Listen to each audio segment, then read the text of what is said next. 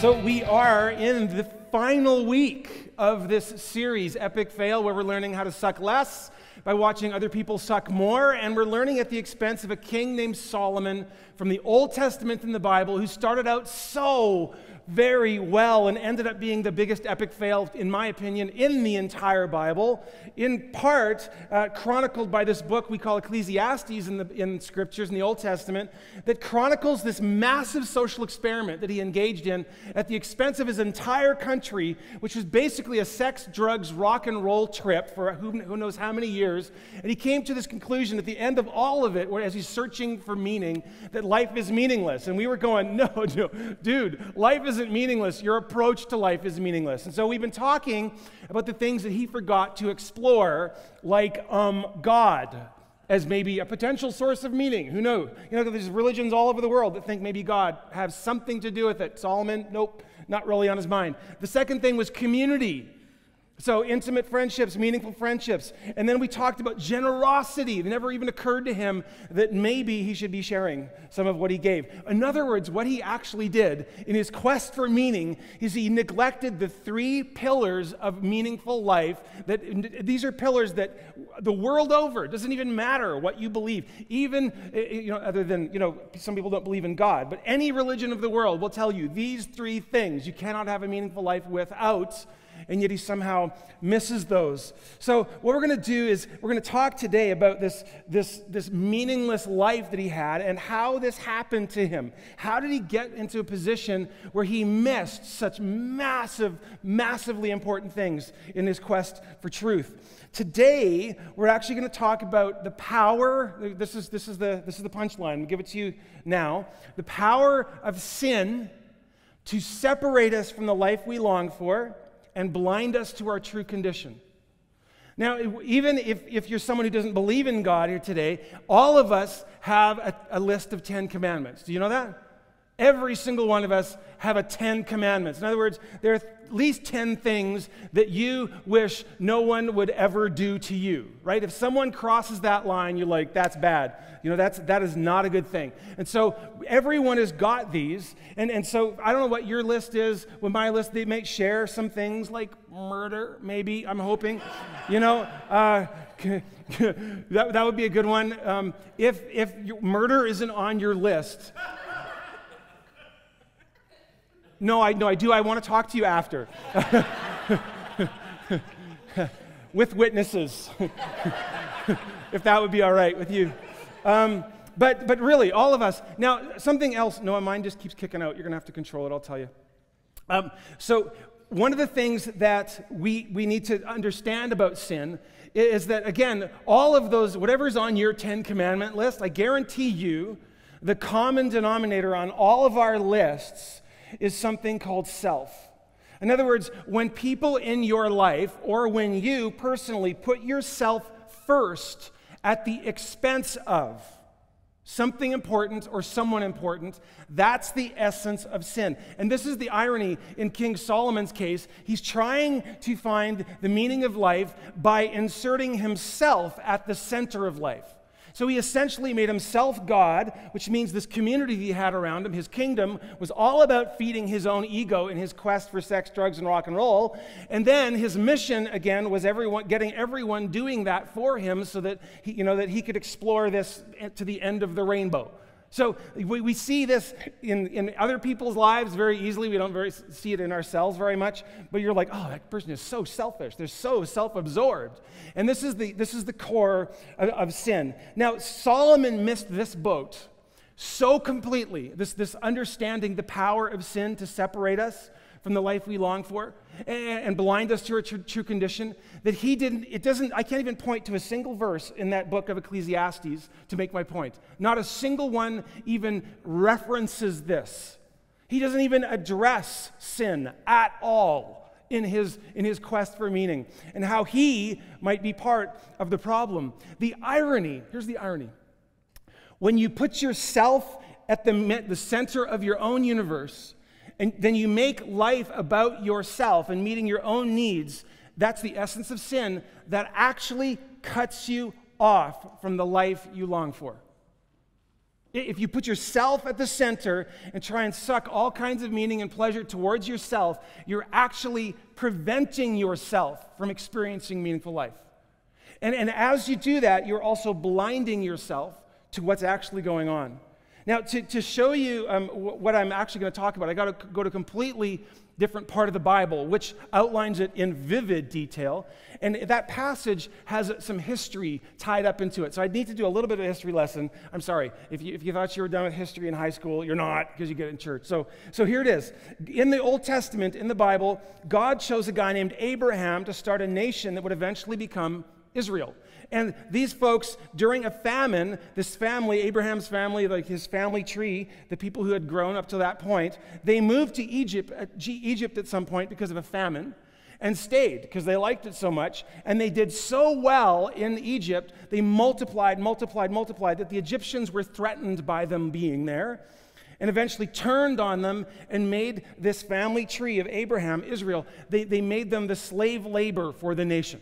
And so the Israelites, they're building pyramids, they're building walls, they're building all kinds of things. They're the slave labor. For 490 years, this nation is in bondage to Egypt.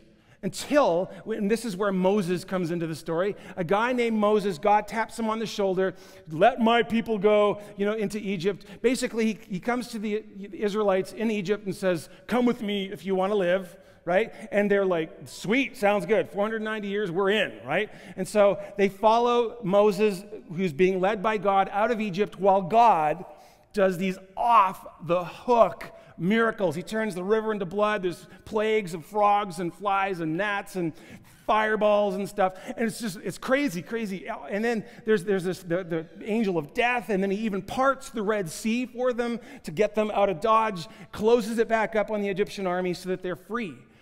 Oh, so now they're in the desert, this nation, several million strong, and they don't know what to do. They've been slaves for 490 years. They don't know how to govern themselves. They don't know how to live without the structure around them. So God says, okay, now that I got your attention, I want to be your God. There's three things, those three pillars. I want to be your God. You will be my community, my people, and I'm going to give you a mission to be a light to the rest of the world. And they're like, this is awesome. We totally follow you. You're amazing. We saw all the miracles you just did. We are in. He's like, I'm glad you said that, because I also have a promise for you. Because right now, you're a people without a land. So if you follow me for like 2 weeks across this desert in the Sinai Peninsula, I'm going to lead you into this land literally flowing with milk and honey. I'm going to give you that land. There's a catch in that people are living there right now, but I'll deal with that. Don't even worry about it, because I know you're slaves and you don't know how to fight and everything. I will fight for you, right? All of these things they don't know how to do. They're like, sweet. But something happens on the way through the desert. As they're trudging through the sand, and they're getting sand in their sandwiches, which no one likes, really, and their feet are getting hot, and it's cold at night, and they're like, there's just like animal smells everywhere because they had to bring livestock, and they start complaining. They take their eyes off God, and they start subbing themselves in as God, because it's all about me, it's all about them, it's all about my needs. They start to complain about this long trip that they have to take, even though God's just rescued them from slavery. And at the end of the day, what they've done is they've missed the central pillar. It's not about God anymore in their minds. It's about themselves. It's about me, which is exactly what happened to Solomon. So what ended up happening is they got to the edge of this Sinai Peninsula, and there's a river, literally the border between where they were in the desert and this new land that God was going to give them. And they get right to the border, right to the threshold of this promised land, the promises of God. But by the time they get there, they no longer have faith to believe God to enter, because they've taken their eyes off God in the desert. And so they get to this barrier, and there's giants living over there and these massive walled cities, and they lose heart. They get intimidated by what they're being called to do. And because they've taken their eyes off God, they can no longer see the promise across the river. All they can see is the problem. All they can see is the impossibility. And they turn around. They turn around, and then they decide, I don't know what we're going to do because we can't go back and we can't go forward. I guess we'll go in circles. And they literally for 40 years, they go in circles in the wilderness until an entire generation dies off. The ones that saw all the miracles in Egypt, all of them die out in the desert. And this is where we pick up the story in the Hebrews that this is crazy. I want you to see this today. This happened to Solomon, what I'm about to read to you. It happened to the children of Israel as they're going through the desert, and it can happen to you. In fact, it's happening to you. It's okay. This is what happened to Solomon. The same thing happened to us. It can happen to us. So the Holy Spirit says in Hebrews chapter 3, verse 7, today if you hear his voice, do not harden your hearts as you did in the rebellion. That's what God called that turning around, that U-turn. During the time of testing in the wilderness, where your ancestors tested and tried me though for 40 years they saw what I did, 40 years in the wilderness. That is why I was angry with that generation. I said, their hearts are always going astray. They have not known my ways. So I declared on oath in my anger, they shall never enter my rest. The rest of living in the promises that God has for us.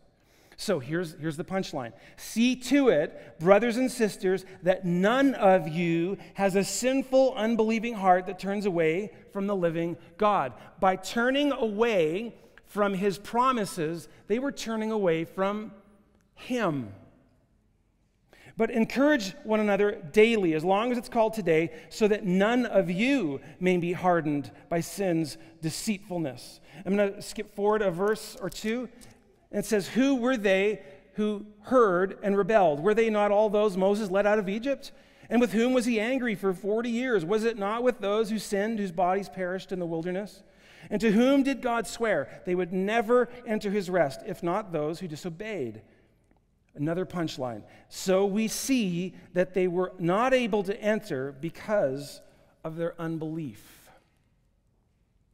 There's a progression here. Noah, can you put this up, the first slide? Oh, you got it up there. Awesome. So here's that punchline, and there's a progression laid out in these verses that you can see in Solomon's life, and you can see it in the children of Israel, and then it says, watch out, because this could happen to you. So see to it, brothers and sisters, that none of you has a sinful, unbelieving heart that turns away from the living God. What happens is, as we indulge in sin, it grows unbelief in our hearts, and we end up turning away from God. What I want to show you now in the next couple of slides is I want to show you this progression. I'm just going to unpack it a little bit more specifically. Noah, if you could hit the first one, because we have to see how this works. So next one, or the first one on there we go. So what happens is, according to this passage, sin, in other words, when we put ourselves at the center, it hardens our heart to the voice of God. So he's saying, today, if you hear his voice, don't harden your hearts as they did in the rebellion. This is what King Solomon failed to see about his own life. What he thought, and we sometimes think this too, what he thought is that I'm just going to indulge a little bit. Like, I'm not going to go like full-on postal on this thing, which he ended up doing. But in the beginning, it was probably just experimenting a little with stuff that felt good. Nobody's ever going to know, and by the way, he's the king, so he can get away with it anyways. And he had this view of sin. You can just see it in his experiment, that he could contain it. He even says, oh yeah, I indulged in all these fantasies, but don't worry, my wisdom stayed with me. It's in a box, and I'm looking at it clinically. No, you're not. So this is what we think. We think sin is containable. We think if I just indulge a little bit here, I have a secret sin here, a little bit of porn there, a little bit of sexual fantasy here, a little bit of this, a little bit of that. I'll just indulge, a little bit of greed. It won't affect anything else because I'll keep it in a box. That is a lie. The very beginning of the Bible, what happens? I wish we could hear the crunch as Eve bites into the fruit that rippled in the temptation in the garden, rippled throughout all of humanity, throughout all the cosmos, is still rippling into your heart and mine today. She thought she could contain it. It's just a piece of fruit, but sin cannot be contained by human beings. So this is what he didn't understand. By sinning, what's happening is his heart starts to harden to God's voice. And then the next one, Noah. Without hearing God, we start losing our ability to trust him. So Romans 10 says two things. It says, number one, it's with the heart that we believe. In other words, if my heart is hardening, I'm going to find it harder and harder, pardon the pun, to trust God. The other thing it says is that faith comes by hearing the word of Christ. So if my heart is getting hard to God's voice, I'm going to start to find it more difficult to hear him. The less I hear him, the less I trust him. Your Bible turns to lead, and it's not doing it for you anymore. God stops tapping you on the shoulder, you think. You're not hearing him, you're not sensing him, you're not feeling him. You start to lose touch. You're becoming desensitized, dulled in your spiritual senses. So then what happens? Without faith, we can't enter into the life we long for. They were unable to enter. Why? Because of their unbelief. Where did the unbelief come from? They started harboring sin. They put me at the center, started hardening their hearts. They stopped hearing God. They stopped hearing God because they weren't focused on God. They're blind to him. So when they got to the border, when they got to the river, all they could see was giants and walled cities and impossibility instead of the promise that God was going to take them through anyway. They couldn't see it. And so they could not enter in. So the next one, Noah.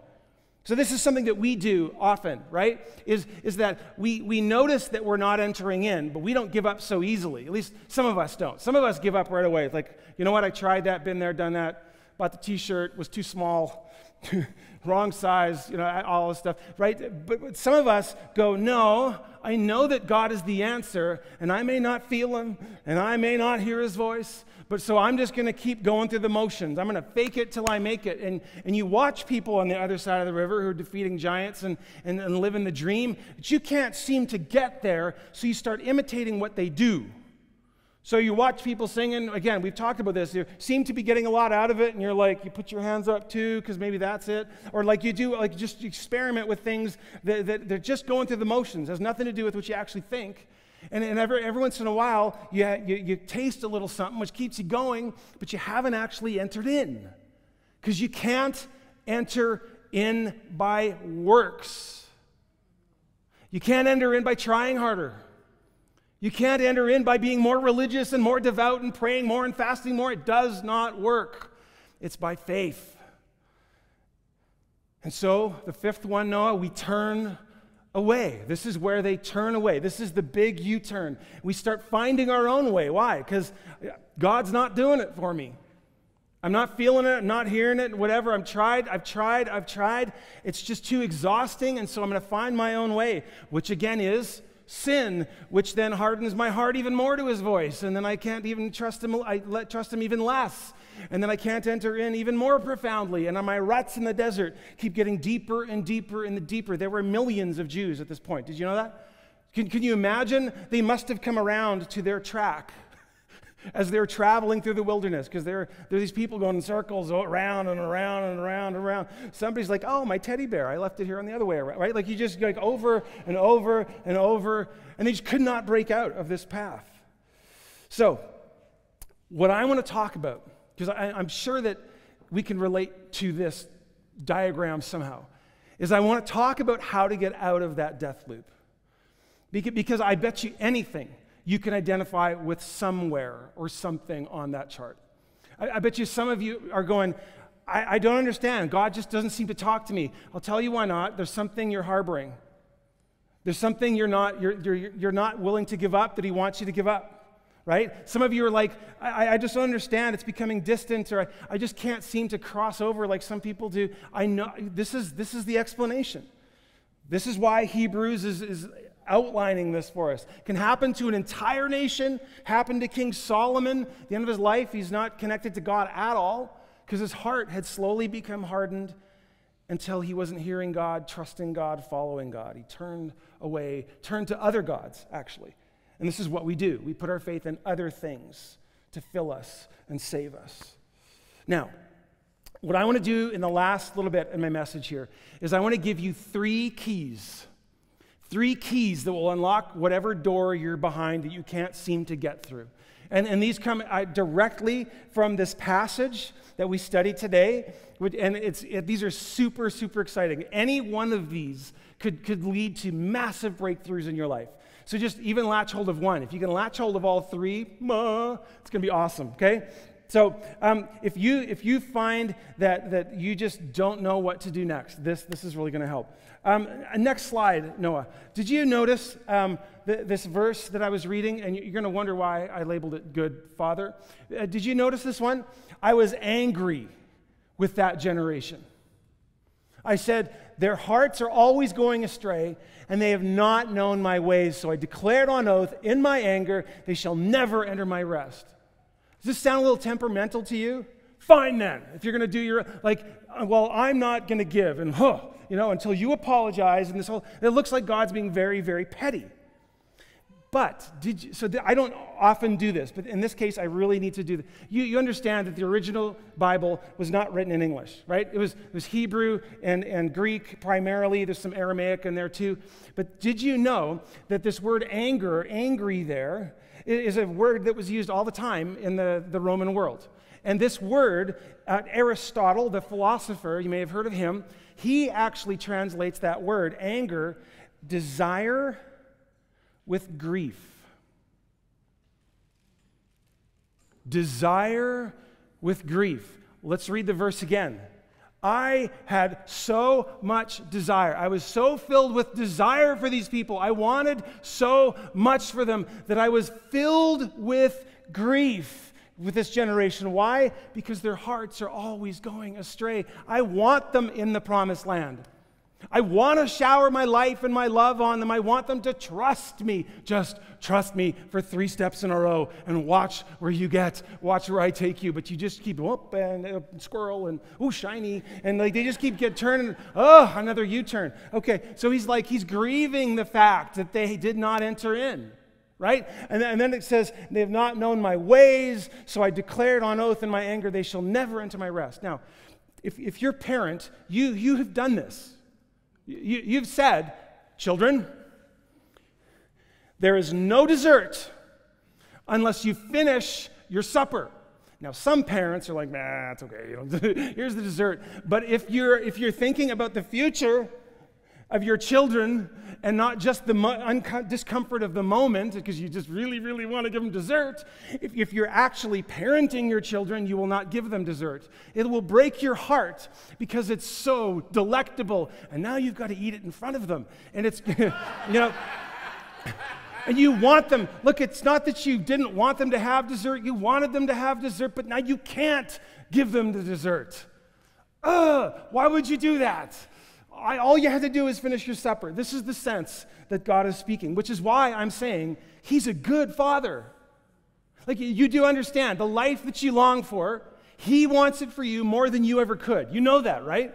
Sometimes we think God is the one withholding. God's the one, he's like, no, it's all there. All you got to do is walk with me, trust me, listen to my voice. I will take you there. I'm not, look, if I'm willing to let my son step out of heaven and die for you, you can't tell me I'm holding back. In fact, Romans 8 says that. He who did not spare his own son, but gave him up for us all, will he not freely, along with him, give us all things? He's not holding back.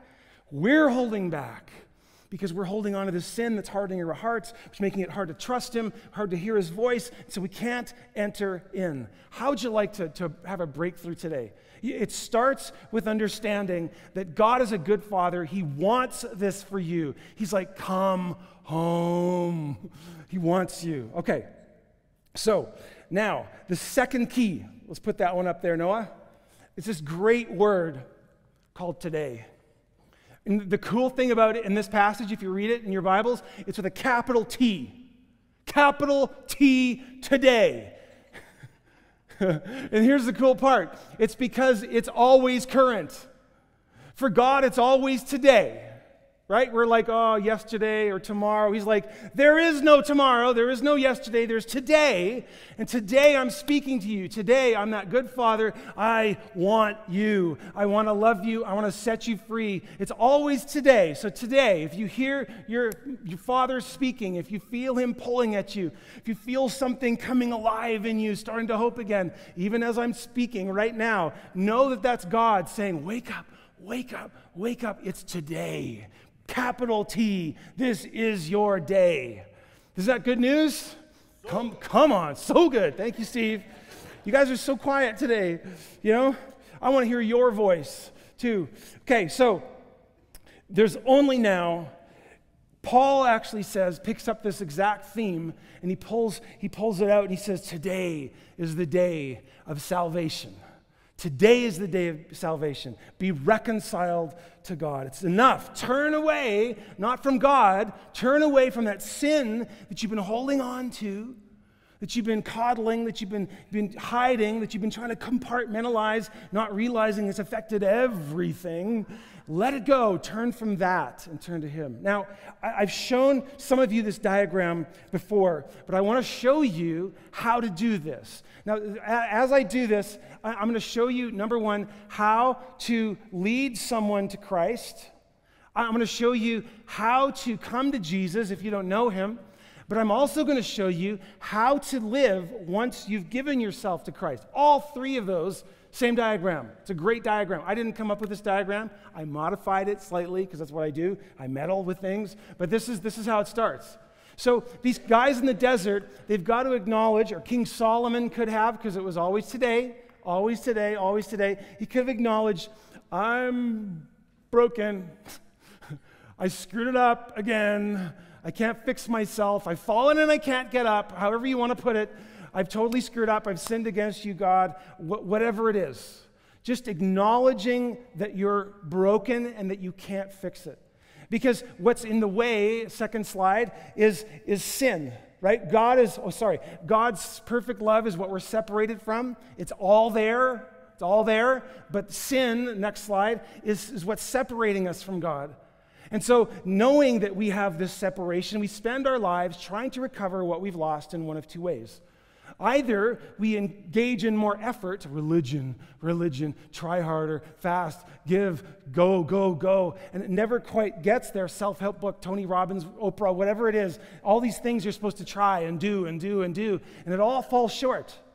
It all falls short of that glory. Or we take the Solomon approach, going, screw that, I'm just going to indulge myself and hope that it feels good, right? We try to recover what we lost by indulging ourselves. One of those two paths, but they fall short, all of them. And so, next slide, what God does is he says, look, you can't fix it, so I'm going to come. It's just like the children of Israel in the desert. They realize they can't enter in because of their unbelief, because they're holding on to this sin. They can't go back because that would mean bondage in Egypt.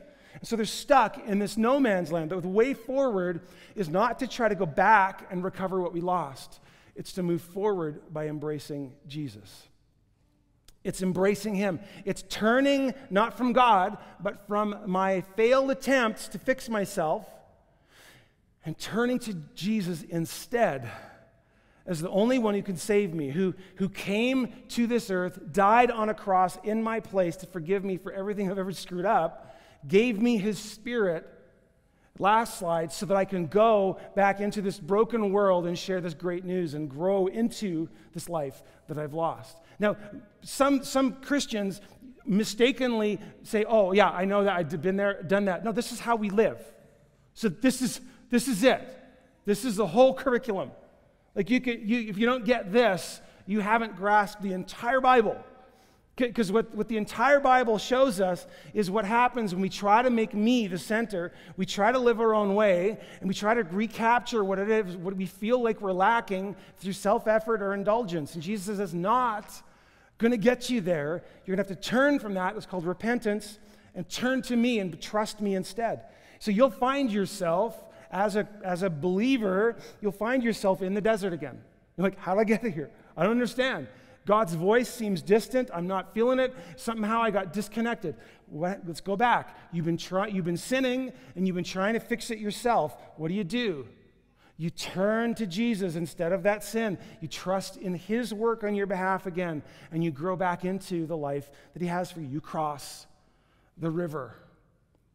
Now, I don't know where you're at today. Just because some of you grew up in church, that you realize that doesn't make you a Christian. Like, you could grow up in church. You could spend 50 years in church, and all you're doing is the effort piece. You just realize this is what people are doing, so I'm going to do it too. Or I grew up in a family that goes to church, so I'm going to try to follow God. I'm going to try. And you're like, it never quite works. Does anyone notice that it doesn't ever work? Because I'm trying. Okay, we're just going to keep singing? Great, I'm going to keep singing until you check out. Like, this could be your story. Could be that you've never, ever turned from that yourself to trust Jesus. I would love to introduce you to Jesus today, if that's your thing.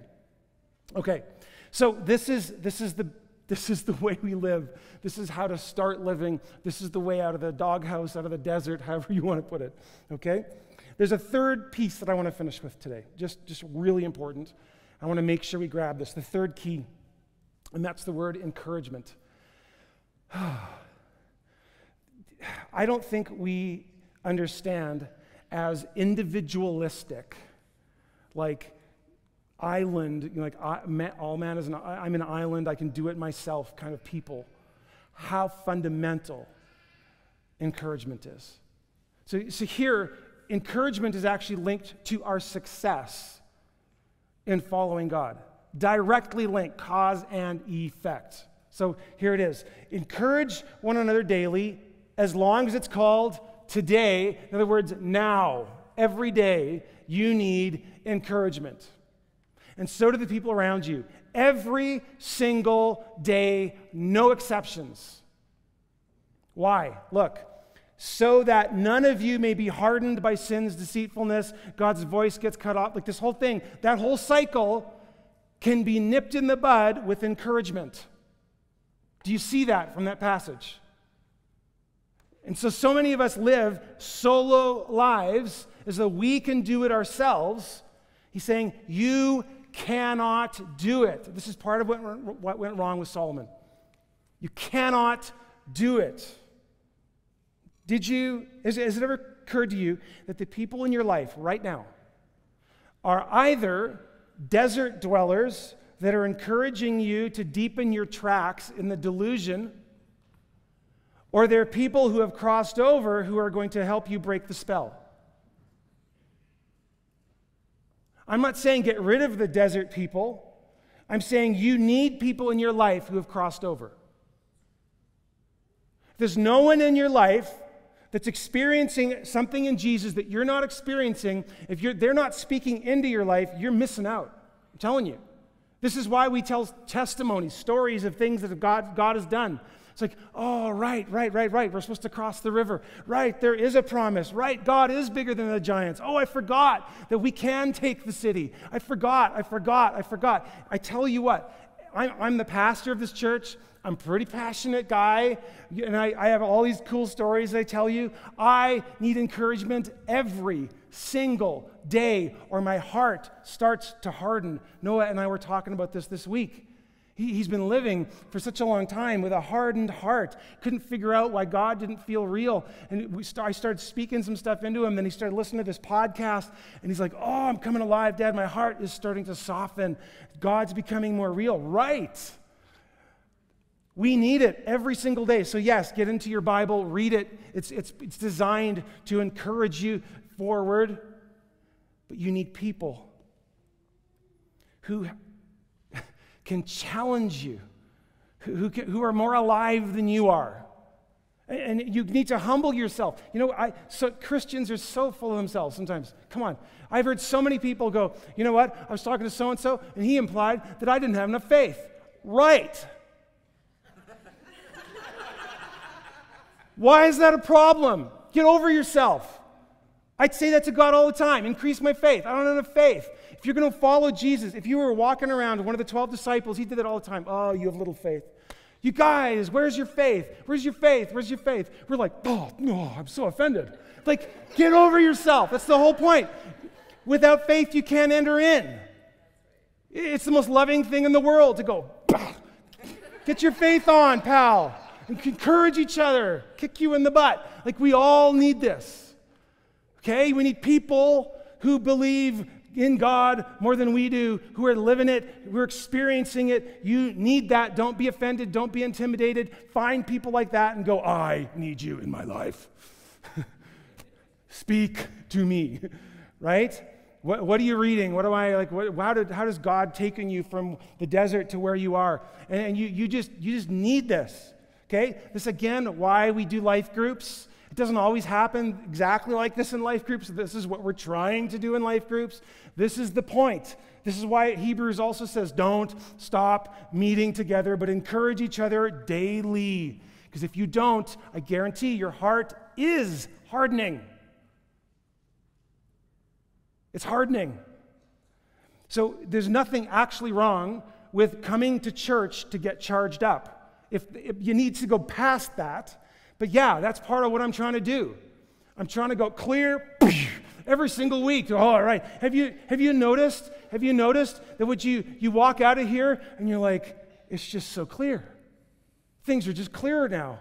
And then 2 days later, you're like, what was he even talking about? Like, just right? Like you start to lose it. Encourage each other daily, people. Are you hearing this? You getting this? You don't go, good word, and walk away. Do it. Did you know something else that I've noticed? This is where I get to cheat. You notice this verse. It doesn't actually say that you have to be on the receiving end just of encouragement. That when you are the encourager, it keeps your heart soft. Because you're telling the stories. You're reminding people and yourself of the truth as you're doing it. We need to be cheering each other on, encouraging. Okay, I got to stop. Whew. Okay.